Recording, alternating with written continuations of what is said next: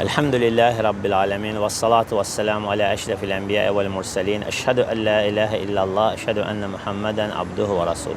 Əziz dostlar, əziz izləyicilər, hamınızı uca Allahın salamı ilə və İslamın təhiyyəti ilə salamlayırıq. Esselamu aleykum və rahmetullahi və bərəkatuhu. Bu günlər danışacağımız mövzu çox əhəmiyyətli və çox önəmli bir mövzudur ki, şeytan həmişə Adəm evladına qarşı düşmənçilik eləyir və ən çox bu qapıdan yaxınlaşmağa çalışır. İmam Əvzai rahiməhullah Sünən-i Dərimidə keçən bir əsərdə deyir ki, bir dəfə iblis öz şeytanların ətrafına yığır, onlardan soruşur. Siz Adəm övladına hansı yönlə yaxınlaşırsınız? Hansı yönlə onları aldadıb azdırmağa çalışırsınız? Onlar da deyirlər ki, bütün yönlərdən. Çünki bilirsiniz, iblis əzəldən Adəmə düşman kəsilmiş və iblisin soyu da Adəmin evladlarına düşman kəsilmişdilər.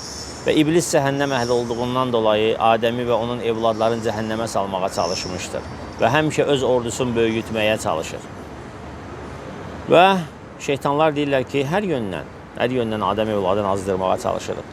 Və deyir ki, siz onlara bağışlanma yönündən, istiğfar yönündən yaxınlaşırsınızmı? Deyirlər ki, xeyr.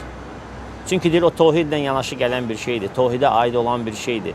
İstiğfarı tohid əhli eləyir və biz onları bu yollar heç cür azdıra bilmirik. Və onlar nə günah eləsələr də sonra tövbə eləyirlər, istiğfar eləyirlər, günahları bağışlanır. Deyir ki, yox, siz onlara bir yol tapmalısınız.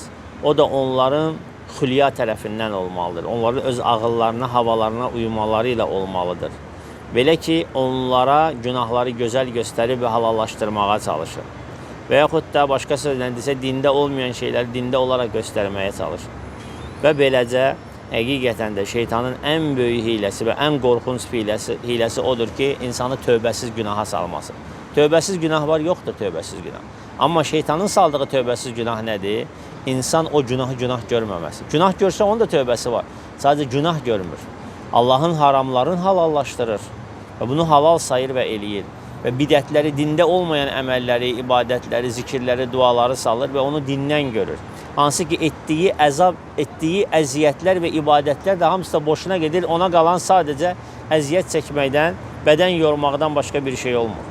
Bu xüsusda Uca Allah Teala Kəhf surəsində buyurur ki, Qul həl nunəbbi'ukum bil-əxsərinə əmələ əlləzīnə dallə sə'yuhum fil-həyətid dünya və hum yəhsəbunə ennəhum yuhsinunə sun'a.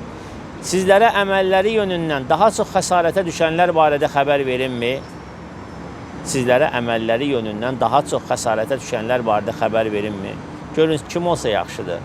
Əməlləri yönündən daha çox xəsarətə düşənlər. Hansı ki, onlar günah işlər görürlər, pis işlər görürlər və bunu yaxşı hesab edirlər. Yəhsəbunə ennəhum yuhsinunə sun'a. Onlar elə hesab edirlər ki, yaxşı iş görürlər. Baxın, bidət əhli, dində olmayan əməlləri edənlər, dində olmayan ziyaratgahlara gedənlər, Allahın əmr etmədiyi bir şəkildə Allaha yaxınlaşmağa çalışanlar dində olmayan şeylər və günah üstünə günah gətirir. Hətta görsə ki, insanı şirkə, küfrə belə salacaq günahlara salır şeytan insanı və onlar bunu da dindən görürlər. Və bütün bidət zəlalət ahlinə baxanda görsə ki, müəyyən yollarla dəlilləri öz havalarına uydurmağa çalışıb, etdikləri əməlləri halal, əksinə ibadət sünnə olaraq görüb bunu eləyirlər. Və bu şeytanın ən pis və ən qorxulu hiləsidir ki, insanı tövbəsiz günaha salır. Bax, bu da tövbəsiz günahdır. İnsan etdiyi əməli halal görməz. Uca Allahdan istəyirəm ki, bizləri günahları, asitlikləri böyüyündən də, kiçiyindən də afiyət versin. Etdiyimiz günahları bizlərə bağışlasın. Bizlərə nemət verilən zaman şükür edən, müsibət gələn vaxtı səbr edən, günah edən vaxtı isə istiğfar edən qullarından edib bizləri dünya və axirət saadətinə qovuştursun. Və ən doğrusunu Allah bilir. Və əxiru dəvana enelhamdülillahi rabbil alemin.